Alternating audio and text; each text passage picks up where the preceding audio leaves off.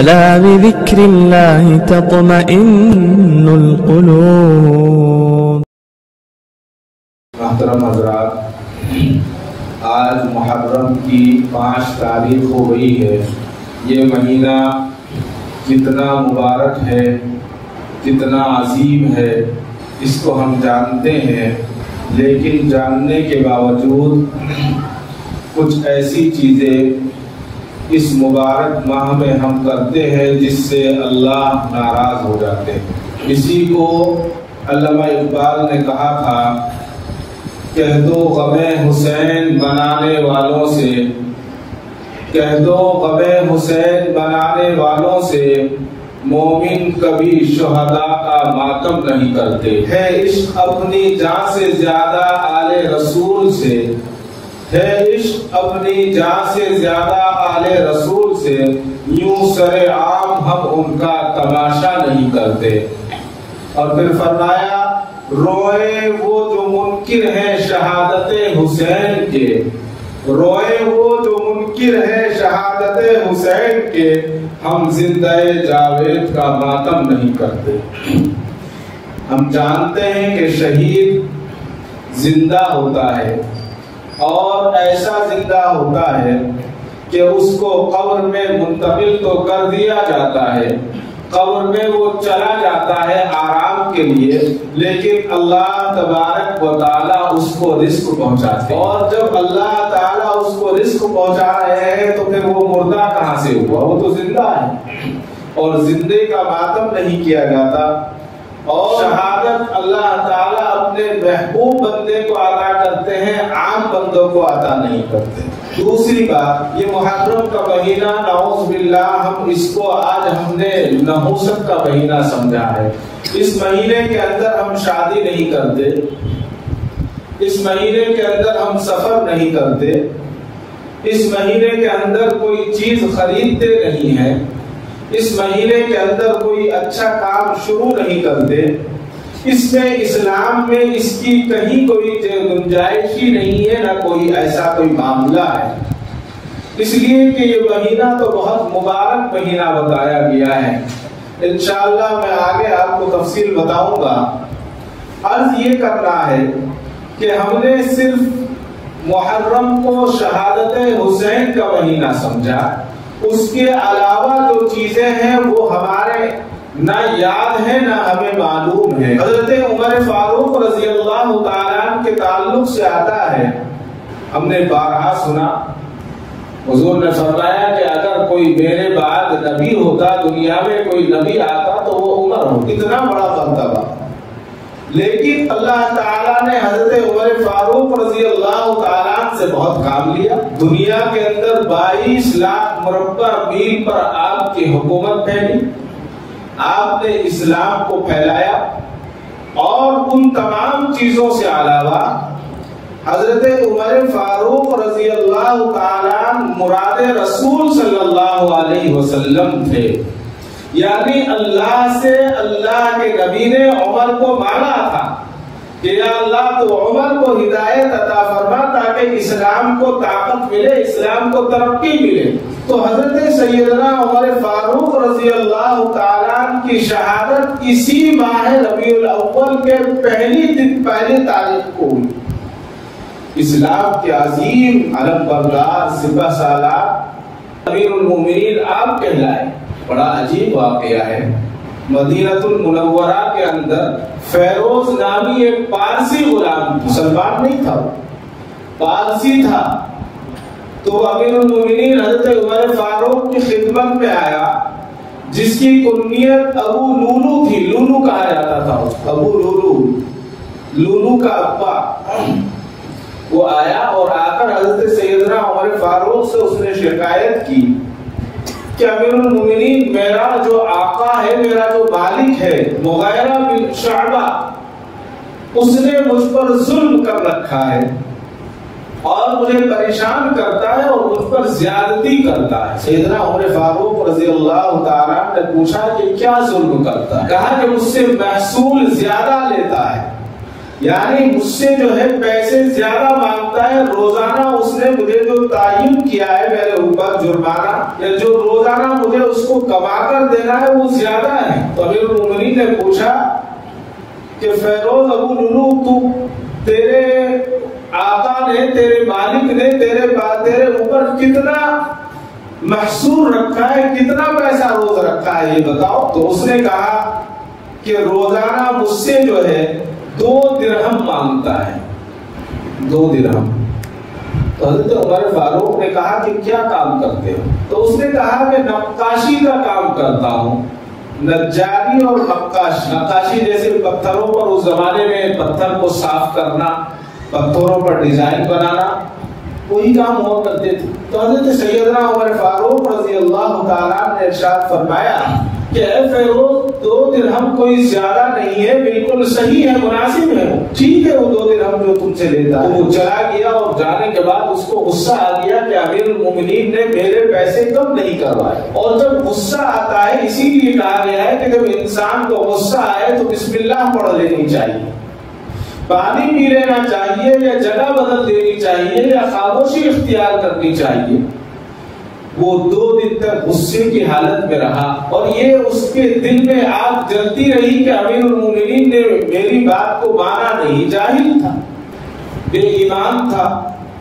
2 دن کے بعد فجر کی نماز میں وہ آیا، اور آ کر جو ہے جس طرح سے سارے لوگ نماز کی صفوں کے لیے کھڑے ہو جاتے تو وہ بھی کھڑا ہو گیا۔ اندھیرے میں کیا پتا چلتا ہے کہ کون مسلمان ہے کون یہودی ہے، اس زمانے میں چراغ جلا کرتے تھے۔ تو امیر المومنین حضرت عمر فاروق رضی اللہ تعالیٰ نے کچھ لوگوں کو مسجد میں صرف صفیں درست کرنے کے لیے رکھا تھا۔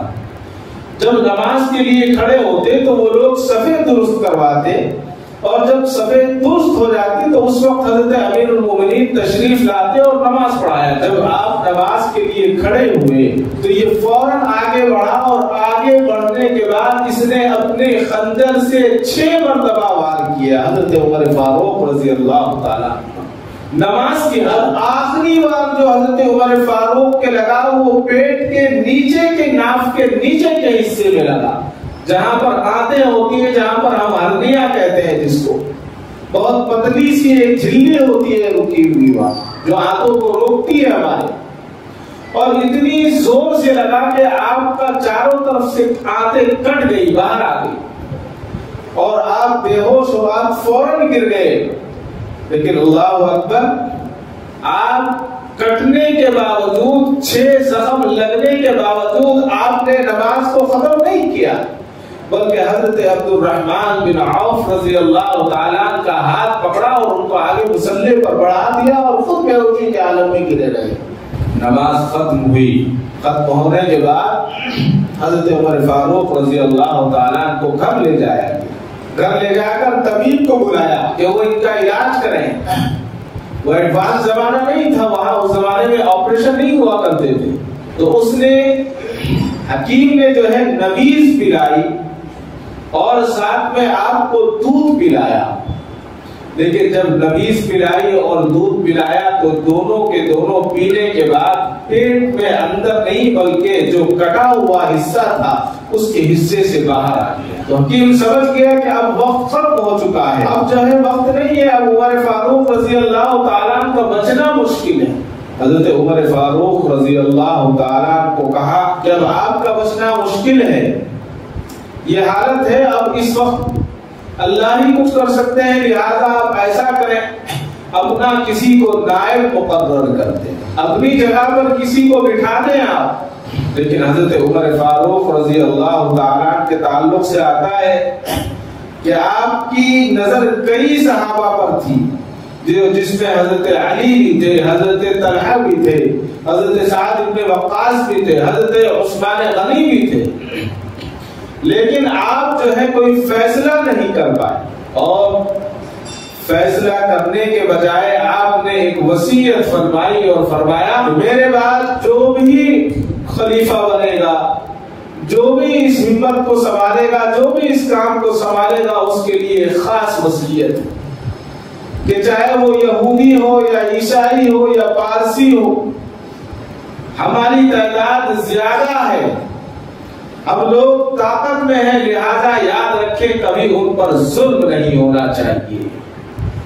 اللہ اکبر، انصاف تو ہو تو ایسا ہو انصاف۔ کہا کہ کبھی ان پر کوئی ظلم نہیں ہونا چاہیے، اور اگر ان کو کوئی سزا دی جائے یا ان سے کچھ حاصل کیا جائے تو اپنی طاقت کی بنیاد پر نہیں کرنا ہوگا، بلکہ ان کی ہمت کے مطابق ان سے لیا جائے، ان پر زیادتی نہ کی جائے۔ اور اس کے بعد آپ نے اپنے فرزند عبداللہ کو بلایا اور کہا کہ جاؤ اماں عائشہ کی خدمت میں جا کر عمر کا سلام عرض کرو، اور جا کر یہ کہنا کہ اماں تمہارا بیٹا عمر نے تمہاری خدمت میں ایک درخواست بھیجی ہے، اور وہ یہ درخواست ہے کہ میں اپنے محبوب ساتھیوں کے برابر میں سونا چاہتا ہوں، یعنی روزہ اطہر کے اندر مجھے دفن کر دیا جائے، دفن ہونے کی اجازت چاہتا ہوں۔ اور اماں عائشہ سے اجازت لے کر آ جاؤ۔ جب بیٹا جانے لگا، کیا منظر ہوگا، پورا مدینہ رو رہا تھا کہ عمر فاروق 22 لاکھ مربع میل کا بادشاہ اس دنیا سے رخصت ہو رہا ہے۔ کہا کہ سنو، جا کر یہ نہ کہنا کہ عمر نے کہا ہے، جا کر یہ نہ کہنا کہ امیر المومنین نے کہا ہے، بلکہ یہ کہنا کہ آپ کے بیٹے عمر نے آپ سے التجا کی ہے اور درخواست کی ہے۔ اگر تم یہ کہو گے کہ عمر نے کہا، یہ کہو گے امیر المومنین نے کہا، تو اماں عائشہ میری بڑی عزت کرتی ہے، وہ فوراً آ کر دے گی اور جگہ دے گی، منع نہیں کرے گی۔ لہذا یہ کہنا کہ تمہارے بیٹے عمر نے کہا ہے اور صرف درخواست کی ہے، مجھے وہاں دفن کرنے کی اجازت مل جائے، بس اس سے زیادہ کچھ نہیں۔ حضرت عبداللہ گئے، دروازہ کھٹکھٹایا، اماں عائشہ رو رہی، پوچھا کہ کیا ہوا؟ اماں عائشہ کے رونے کی آواز آئی کہ عمر کے رخصت ہونے کا وقت ہو چکا ہے، اور عمر اب اللہ کی بارگاہ میں جانے کے لیے اپنے حبیب سرکار دو عالم صلی اللہ علیہ وسلم سے ملنے کے لیے تیار بیٹھے ہیں۔ اماں عائشہ نے پوچھا کہو کیا بات؟ کہا کہ آپ کے بیٹے عمر نے بھیجا ہے۔ کیا کہا ہے؟ یہ پوچھا ہے کہ اگر اماں عائشہ اپنے حجرے میں دفن ہونے کی جگہ دے دے، ساری زندگی اس سے بڑا احسان کچھ نہیں ہوگا۔ داڑھیں باندھ کر اماں عائشہ رونے لگی، کہا کہ ہائے، یہ جگہ تو عائشہ نے اپنے لیے رکھی، یہ جگہ تو عائشہ نے اپنے سردار اور اپنے باپ کے برابر میں اپنے لیے رکھی تھی، لیکن عمر نے کہا ہے تو میں عمر کی بات نہیں گرا سکتی، عائشہ تو کہیں اور دفن ہو جائے گی۔ عمر کو جا کر کہہ دو، امیر المومنین کو کہہ دو کہ عائشہ نے اجازت دے دی ہے، جائے اور دفن ہو جائے، کوئی مسئلہ نہیں۔ بیٹا واپس آیا، چہرے پر اطمینان تھا، اماں نے اجازت دے دی تھی۔ پوچھا کہ کیا ہوا؟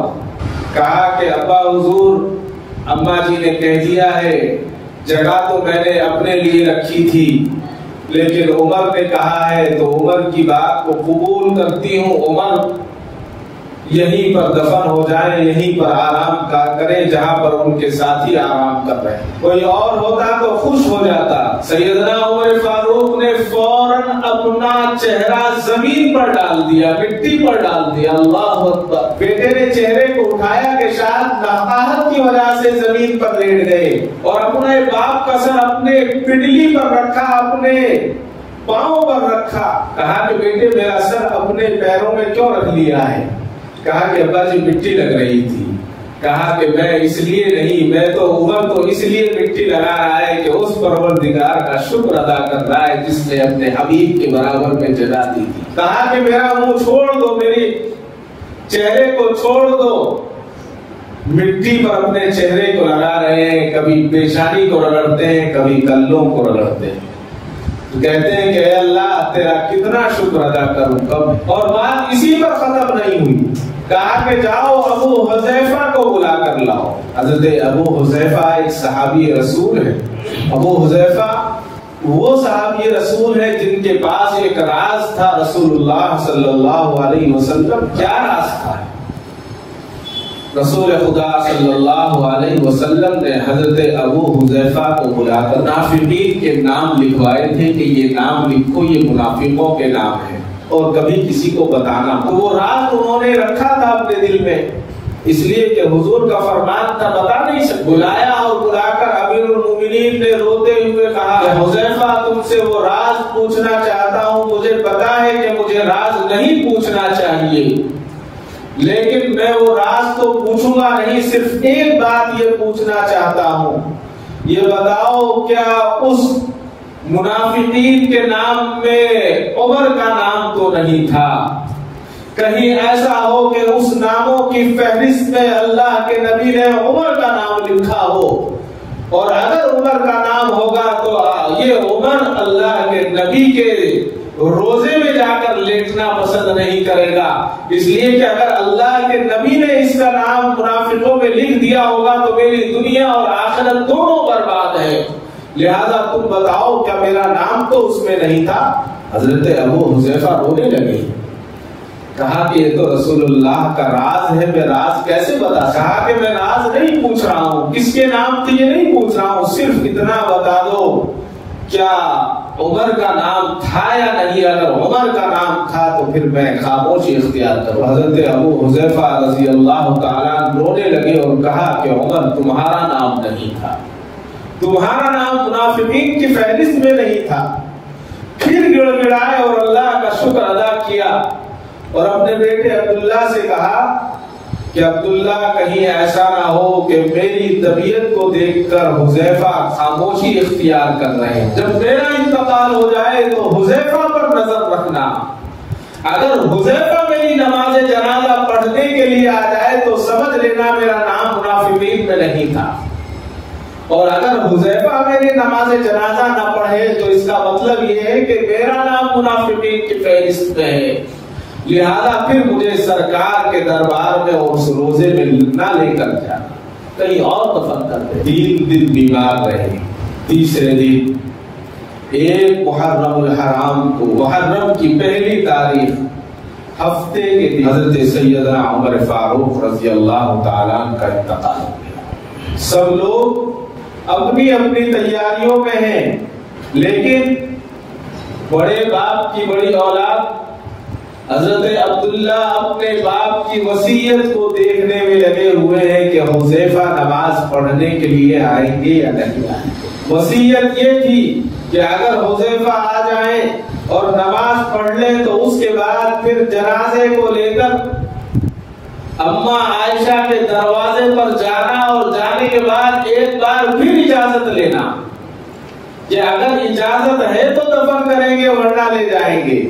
دیکھا کہ حضرت حذیفہ رضی اللہ تعالیٰ نماز پڑھنے کے لیے آپ نے نماز پڑھی، اطمینان ہو گیا، اس کے بعد لے گئے، پھر اماں عائشہ سے ایک بار اور اجازت مانگی، اماں جان آپ کا بیٹا عمر کو لے آئے ہیں، اگر آپ اجازت دو تو دفن کر دیں۔ ماں نے اجازت دے دی اور ہمیشہ ہمیشہ کے لیے حضور اکرم صلی اللہ علیہ وسلم کی برابر میں آرام فرمانے۔ ہم اس عمر کو بھول گئے، جو چیزیں ہمیں رافضیوں نے دی وہ ہمیں یاد نہیں، جو چیزیں کرنے کی تھی وہ یاد نہیں رہی۔ یہ مہینہ کوئی عام مہینہ نہیں، بڑا مبارک مہینہ ہے۔ اس مہینے کی سب سے پہلی فضیلت تو یہ ہے اللہ نے یہ رکھی ہے کہ اس مہینے سے اسلامی سال شروع ہوتا ہے، یہ سب سے بڑی فضیلت ہے۔ اسلامی سال اچھی چیز سے شروع ہوگا، بری چیز سے کیسے شروع ہو سکتا ہے؟ لیکن ہم نے اس کو غم کا مہینہ سمجھا۔ ہم یہ سمجھتے ہیں کہ محرم میں سفید کپڑا نہیں پہننا چاہیے، کالے کپڑے پہننے چاہیے۔ ہم یہ سمجھتے ہیں کہ محرم میں شادی نہیں ہونی چاہیے اور دوسرے کام نہیں ہونے چاہیے۔ 10 محرم کے دن کتنی تاریخیں ہیں کہ کتنے بڑے بڑے ولیوں نے نکاح کیا۔ 10 محرم کے دن کتنے صحابہ کے نکاح ہوئے، آپ اٹھا کر دیکھیے پتہ چلے گا۔ اور دوسری فضیلت یہ ہے کہ یہ مہینہ اللہ کا مہینہ، سب مہینے اللہ نے بنائے، لیکن حدیث میں آتا ہے کہ اللہ کا فرمان یہ ہے کہ شہر اللہ محرم، اللہ کا مہینہ محرم ہے۔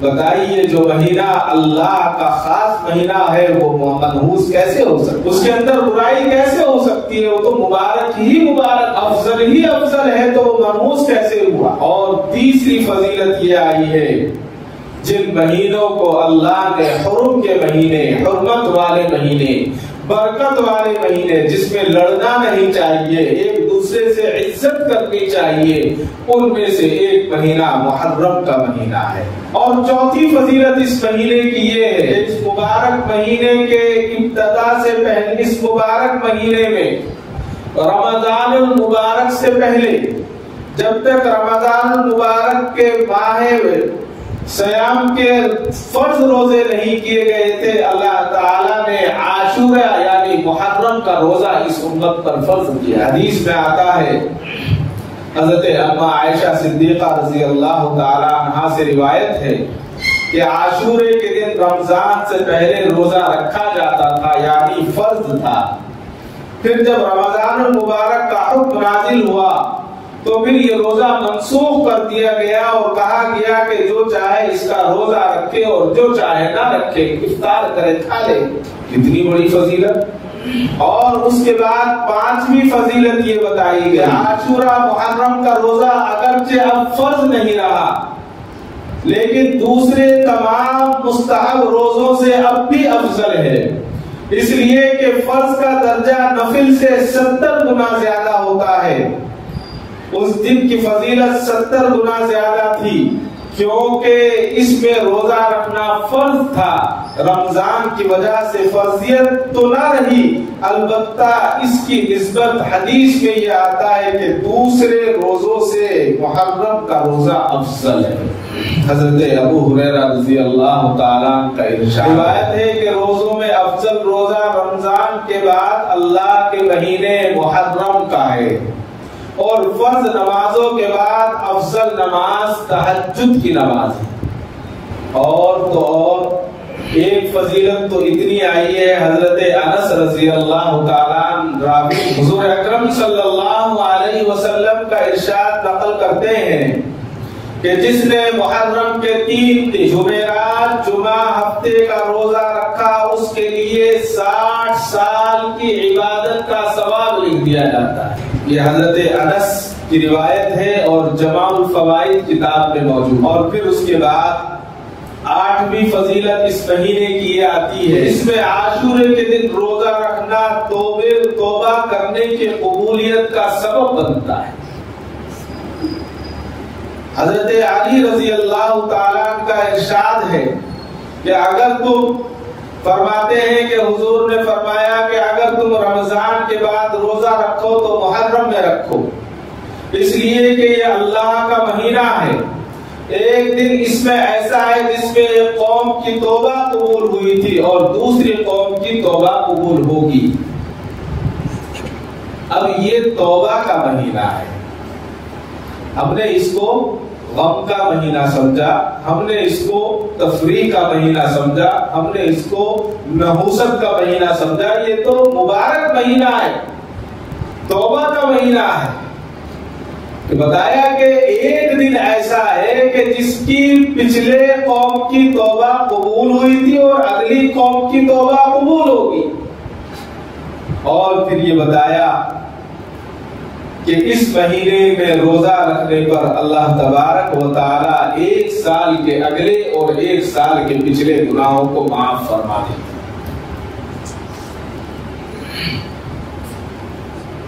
حضرت ابن عباس رضی اللہ تعالیٰ سے روایت ہے کہ جس وقت رسول اکرم صلی اللہ علیہ وسلم نے عاشورے کا روزہ رکھا اور اس کے روزہ رکھنے کا حکم دیا، صحابہ نے پوچھا ہے اللہ کے رسول یہ ایک ایسا دن ہے جس دن یہود و نصارہ بھی روزہ رکھتے ہیں؟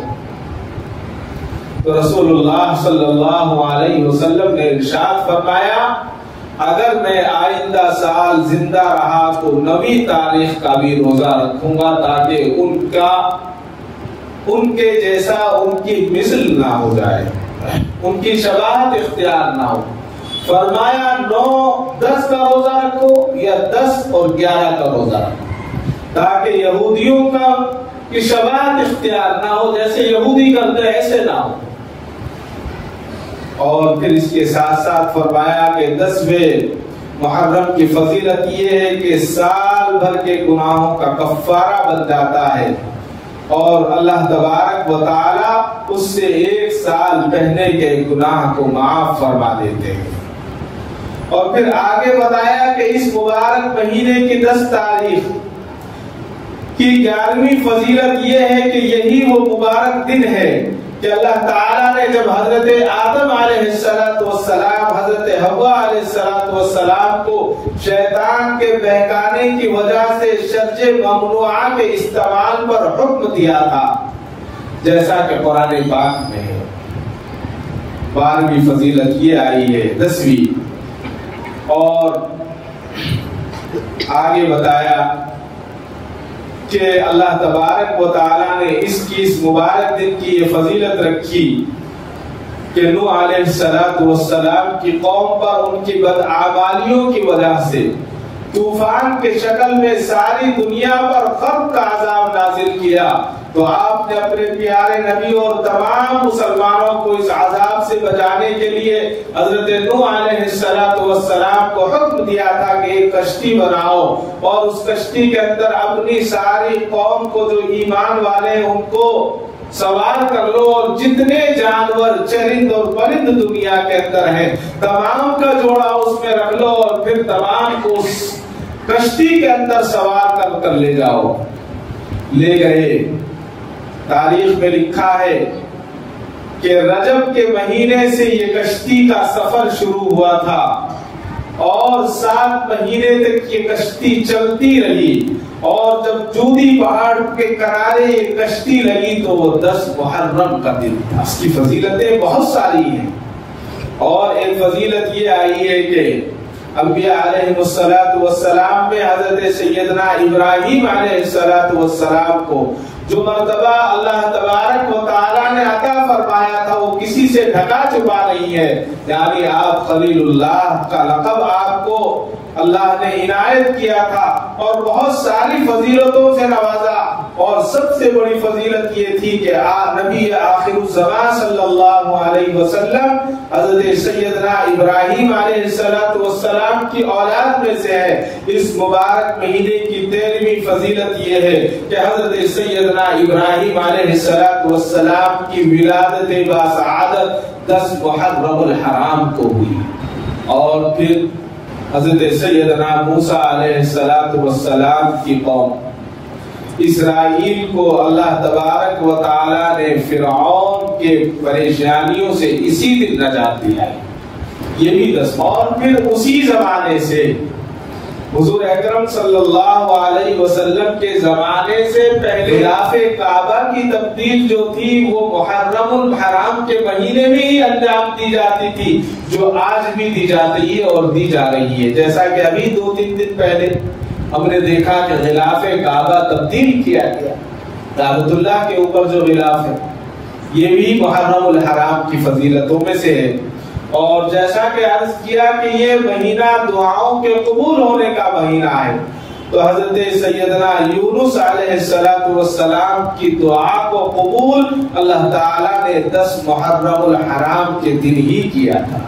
اتنا مبارک مہینہ، اور اس مبارک مہینے میں اور بھی دوسرے واقعات پیش آئے، جیسا کہ میں نے حضرت سیدنا عمر فاروق رضی اللہ تعالیٰ کی تاریخ بتائی تو ایسے واقعات کو ہم بھول گئے، اور جو واقعات صرف عبرت کے لیے تھے اور یاد رکھنے کے لیے تھے اس پر ہم نے اپنا ماتم شروع کر دیا، یہ کون سی عقل مندی ہے؟ حضرت سیدنا عمر فاروق کو ہم بھول گئے۔ کون عمر فاروق تھے؟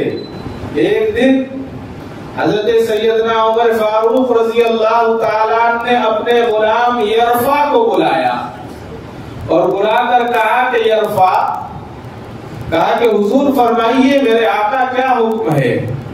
کہا کہ یرفع بہت دن ہو گئے مچھلی کھانے کو دل چاہتا ہے، مچھلی کھانے کو دل چاہتا ہے۔ عمر کہا کہ مچھلی کھاؤں؟ یرفع نے کہا کہ میں حاضر کر دیتا ہوں، لے کر آ جاتا ہوں۔ مدینے میں مچھلی نہیں ملتی تھی، دریا نہیں تھا۔ کہا کہ یرفع 8 میل جاؤ گے 8 میل آؤ گے، بہت دور ہو جائے گا، گھوڑا بھی پریشان، اور 16 میل آنا جانا اور صرف مچھلی کے خواہش چھوڑ دو، ضرورت نہیں ہے۔ عمر مچھلی کے بغیر تو زندہ ہے، مچھلی کھانے کی خواہش بھی تو تھی، نہیں کھائے گا عمر، چھوڑ دو، کوئی لانے کی ضرورت نہیں ہے۔ یرفع نے کہا، یرفع کہتے ہیں کہ میں 5 سال سے عمر کی خدمت میں تھا، 5 سال میں امیر المومنین نے کبھی یہ نہیں کہا تھا کہ مجھے فلاں چیز کھانے کے لیے چاہیے، مجھے آج فلاں چیز کی طلب ہو رہی ہے، میرے لیے فلاں چیز لاؤ۔ تمہیں تڑپ اٹھا کہ 22 لاکھ مربع میل کا امیر المومنین مچھلی کھانے کے لیے ترس رہا ہے، اور صرف 16 میل کا سفر ہے، کوئی لمبا سفر نہیں ہے۔ میں نے دل میں ٹھان لی کہ آج امیر المومنین کو مچھلی کھلانی ہے۔ ظہر کا وقت ہوا، امیر المومنین مسجد گئے، یرفع بھی مسجد میں جاتا ہے، ظہر کی نماز پڑھی، دیکھا کہ امیر المومنین سے ملنے کے لیے باہر سے مہمان آئے ہوئے ہیں، سوچا کہ بہت اچھا ہے، امیر المومنین ان کے ساتھ مصروف رہیں گے، اور ایسا لگتا ہے کہ شاید عصر اور مغرب نہ ہو جائے، لہذا میں چلتا ہوں اور جا کر مچھلی لے آتا ہوں۔ 2 رکعت سنت پڑھی، مسجد سے دوڑتے ہوئے آئے، جلدی سے عربی النسل بہترین گھوڑا کھولا، گھوڑے کی پیٹھ پہ سوار ہوتے ہوئے تیز رفتاری سے دوڑتے ہوئے 8 میل کا سفر طے کیا اور دریا پر پہنچ گئے۔ اس زمانے میں جہاں دریا تھا، مچھلی کا ایک ٹوکرا خریدا، ایک تو مچھلی نہیں خریدی، پتا تھا کہ امیر المومنین اکیلے نہیں کھائیں گے، ایک ٹوکرا مچھلی کا خریدا، اور ایک ٹوکرا خریدنے کے بعد پھر دوڑایا گھوڑے کو سٹاپٹ، دوڑتے ہوئے جب گھر پہنچ گئے، عصر کا وقت ہو چلا تھا، سوچا کہ امیر المومنین نے اگر گھوڑے کو دیکھ لیا کہ پسینے میں ہے تو سمجھ جائیں گے، جلدی سے گھوڑے کو صاف کیا، لیکن گرد لگی ہوئی تھی، گرد، پسینہ تو صاف ہو گیا، گرد صاف نہیں ہوئی، سوچا کہ گرد کو دیکھتے ہی پہچان لیں گے، گھوڑے کو کھولا، فوراً بوڑی پر لے گئے، کنویں پر لے کر گئے، جلدی جلدی گھوڑے کو نہلایا اور صاف کر کے چھاؤں میں کھڑا کر دیا، اور دوڑتے ہوئے مسجد پہنچ گئے۔ عصر کی نماز تیار، نماز میں شامل ہو گئے، نماز پڑھ لی، نماز کے بعد گھر آ گئے۔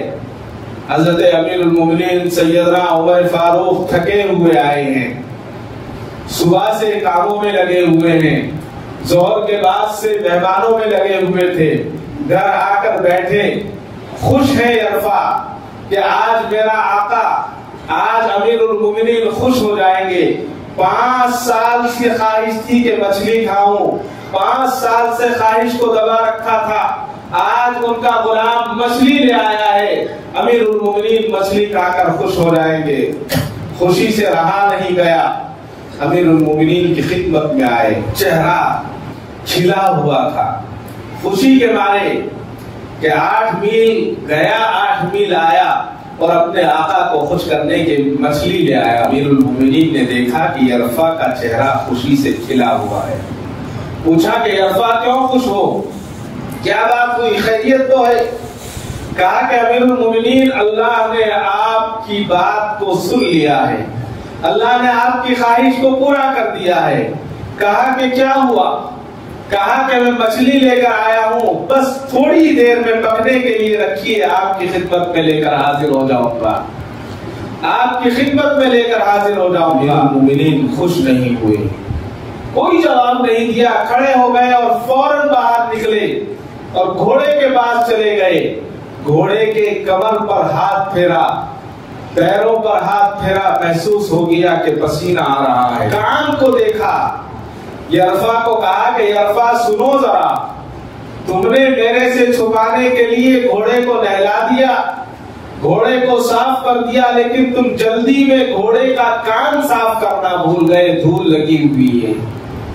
یرفع میں تم سے ایک بات پوچھنا چاہتا ہوں، کل قیامت کے دن اگر یہ گھوڑا مجھ سے یہ کہے گا کہ اے اللہ، عمر نے اپنی مچھلی کھانے کے لیے مجھے تھوڑی سی دیر میں 16 میل کا سفر کرایا تھا، تو میں کیا جواب دوں گا؟ اس گھوڑے کو جواب دینے کے لیے یرفا میرے پاس کیا بات ہوگی، میری زبان کیا کہے گی؟ میرے اندر یہ طاقت نہیں ہے کہ میں اس گھوڑے کا جواب دے سکوں۔ تم نے اس گھوڑے کو عمر کی خاطر تکلیف میں ڈالا اور 16 میل کا سفر کرایا۔ یرفا میرے اندر یہ طاقت نہیں ہے کہ کل قیامت کے دن میں اس کا جواب دے سکوں۔ یرفا نے کہا کہ جس دن میرے باپ مرا تھا میں اتنا نہیں رویا جو اس بات پر عمر کی رو پڑا، میری کانپنی بن گئی، میں روتا رہا۔ حضرت عمر بن خطاب نے کہا کہ یرفا سنو، یرفا سنو، یہ مچھلی میرے لیے لائے ہو لیکن مجھ میں یہ طاقت نہیں ہے کہ میں یہ مچھلی کھاؤں، جاؤ لے جا کر مدینے کے غریبوں میں یہ مچھلی تقسیم کر دو، اور یہ کہنا کہ عمر کے لیے دعا کرنا کہ کل قیامت کے دن عمر سے باس پرس نہ ہو، کل قیامت کے دن عمر سے یہ نہ پوچھا جائے کہ اپنی خواہش کے لیے تم نے گھوڑے کو اتنی تیز دوڑایا، تم نے گھوڑے کو پسینہ دلوایا، یہ نہ ہو بس یہ دعا کرتے رہنا اور سب کو مچھلی بانٹ دو۔ 5 سال کے بعد خواہش پوری ہو رہی تھی لیکن 5 سال کے بعد مچھلی ملی، اس مچھلی کو مدینے کے غریبوں نے تقسیم کروا دیا، اور پھر کہا کہ یرفا ابھی بات ختم نہیں ہوئی، ایسا کرو آج گھوڑے کو چارہ زیادہ ڈالو اس لیے کہ گھوڑے نے محنت زیادہ کی۔ یہ وہ امیر المومنین ہے جو آج ایک محرم کے دن اپنے اللہ کے دربار میں پہنچ گئے تھے۔ ہم امیر المومنین کو بھول گئے اور دوسرے صحابہ کو بھول گئے، اور کربلا کا جو واقعہ ہے، کربلا کا واقعہ ہمارے لیے عبرت کا واقعہ ہے۔ اسلام کی تاریخ قربانی پر ختم ہوتی ہے ذی الحجہ پر، اور قربانی محرم سے شروع ہوتی ہے۔ قربانی پر ختم ہوئی اور قربانی سے شروع ہوئی۔ عاشورے کا واقعہ، وہ واقعہ تو عبرت والا واقعہ ہے ہمارے لیے۔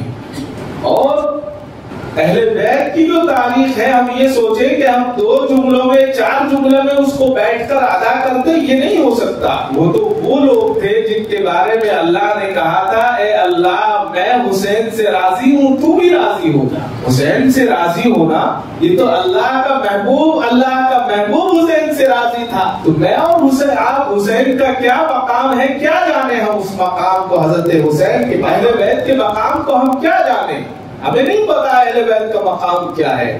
اہل بیت کا مقام وہ ہے جس مقام پر جہاں ہماری سوچ ختم ہو جاتی ہے وہاں سے اس کی سوچ شروع ہوتی ہے، اس کا مقام شروع ہو۔ اگر ہم ساری زندگیاں بھی ان پر لگا دیں تو وہ مقام ہم نہ حاصل کر سکتے، نہ ہم ان کا حق ادا کر سکتے۔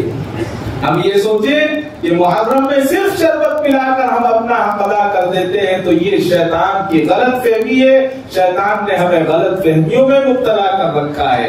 ضرور پلائے، شربت بھی پلائے، کھانا بھی کھلائے، لیکن صرف ایک شربت پر ہم یہ سوچیں کہ حق ادا ہو گیا ہے، یہ ہماری ناسمجھی ہے۔ ہم پوری زندگی بھی ان کا حق ادا کرنا چاہیں، اپنی زندگیوں کو ان کے لیے وقف کر دیں تو ہم حق ادا نہیں کر سکتے۔ اللہ تعالیٰ اس مبارک مہینے کے ہمیں قدردانی کی توفیق عطا فرمائے، اور اہل بیت نے ہمیں جو سبق دیا ہے اللہ تعالیٰ ہمیں اس پر عمل کی توفیق عطا فرمائے۔ وآخر دعوانا الحمدللہ رب العالمین۔ کعبے پہ پڑی جب پہلی نظر، کیا چیز ہے دنیا بھول گیا، کیا چیز ہے دنیا بھول گیا۔